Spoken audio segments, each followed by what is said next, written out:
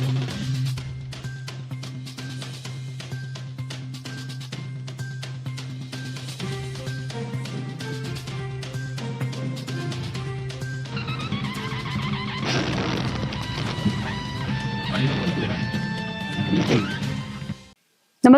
आपण पाहता Hirkani news. Hirkani news प्रत्येक क्षण ताज्या घडामोडी आणि महत्त्वाच्या प्रत्येक बातमीसाठी नेहमी तत्पर। शेती पंपावरील उपसाबंदीचा फटका, शेतकऱ्यांचा संताप उसळला। आदेश तात्काळ मागे घ्या, अन्यथा आंदोलनाचा इशारा। ऐन खरीपाच्या हंगामात पाटबंधारे विभागाने शेती पंपावरील उपसाबंदी लागू केल्याने शिरोळ तालुक्यासह परिसरातील शेतकरी प्रचंड संतप्त झाले आहेत। ऊस, भाजीपाला व अन्य नगदी पिकांना पाण्याअभावी धोका निर्माण झाला असून अनेक ठिकाणी पिके वाळण्याच्या मार्गावर आहेत। प्रशासनाच्या या निर्णयामुळे हजारो शेतकऱ्यांच्या उदरनिर्वाहावर गदा आली असल्याचा आरोप करत शेतकऱ्यांनी उपसाबंदीचा आदेश तात्काळ मागे घेण्याची जोरदार मागणी केली आहे। याबाबत आंदोलन अंकुश संघटनेच्या नेतृत्वाखाली शेतकरी प्रतिनिधींनी कुरुंदवाड येथील पाटबंधारे विभागाच्या कार्यालयात धडक देत उपकार्यकारी अभियंता प्र.म. एसने यांची भेट घेतली। यावेळी शेतकऱ्यांच्या भावना तीव्र शब्दात मांडल्या। शेतीसाठी उपसाबंदी आणि उद्योगासाठी मोकळीक हे कोणते धोरण, असा थेट सवाल उपस्थित करत शेतकऱ्यांनी प्रशासनावर दुहेरी निकषांचा आरोप केला आहे। एकीकडे शेतकरी पाण्यासाठी हवालदिल असताना दुसरीकडे औद्योगिक वापराला सूट देणे हा अन्याय असल्याची भावना व्यक्त करण्यात आली। शेतकरी प्रतिनिधींनी सांगितलं की इचलकरंजीपासून पुढे पंचगंगा नदीवरून कोणत्याही गावाचा पाणीपुरवठा होत नसताना इचलकरंजी ते नरसिंहवाडी संगमापर्यंत उपसाबंदी लादणे हे वास्तवाशी विसंगत आहे। त्यामुळे हा निर्णय तातडीने मागे घेऊन शेतकऱ्यांना दिलासा द्यावा। पिकांचे नुकसान झाल्यास त्याची संपूर्ण जबाबदारी पाटबंधारे विभागाने स्वीकारावी अशी मागणी करत प्रशासनाने तातडीने सकारात्मक निर्णय न घेतल्यास तीव्र जनआंदोलन उभारण्यात येईल असा इशाराही देण्यात आला।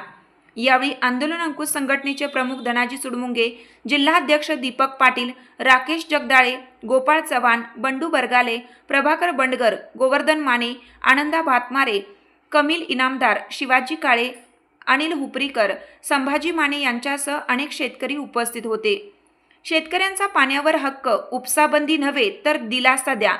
खरीपाच्या उंबरट्यावर उभ्या असलेल्या शेतकऱ्याचा हा आक्रोश प्रशासनापर्यंत पोहोचणार का, याकडे आता संपूर्ण परिसराचं लक्ष लागलं आहे।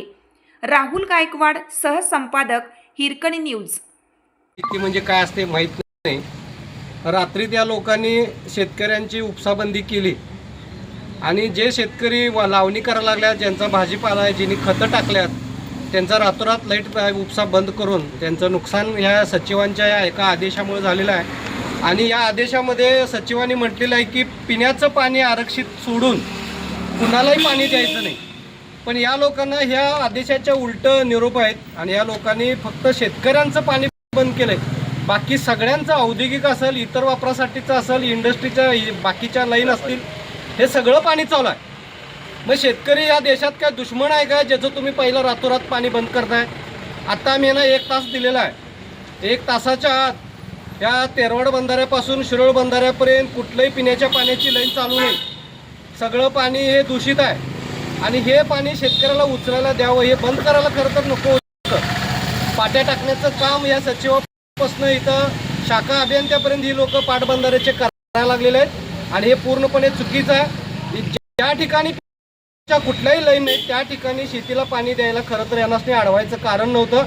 MSCBनं लाईट बंद करायची काय आवश्यकता नव्हती, तरीसुद्धा केलेलं आहे। 1 तासाच्या आत आम्ही चालू करतो म्हणून आता इथं शाखा अधिकारी जे उपअभियंता आहेत त्यांनी आम्हाला सांगितलेलं आहे। आता ते MSCBमध्ये चाललेले आहेत। 1 तासाच्या आत जर नाही चालू झाल्या तर इथं ह्या ऑफिसला आम्ही पूर्णपणे बंद करायचं आता धोरण आहे। कारण तुम्ही डोळं झाकून शेतकऱ्याचं फक्त नुकसान करायच्या उद्देशानं ही उपसाबंदी केलेली आहे। उपसाबंदी फक्त पिण्याच्या पाण्यासाठी राखीव असेल तर तिथं पिण्याचं पाणीच कोण उचलत नाहीत।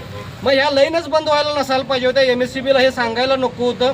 ह्या लोकांच्या पूर्णपणे नुकसानीमुळं, यांच्या चुकीच्या धोरणामुळं आमच्या शेतकऱ्याच्या जर आत नाही झालं विचार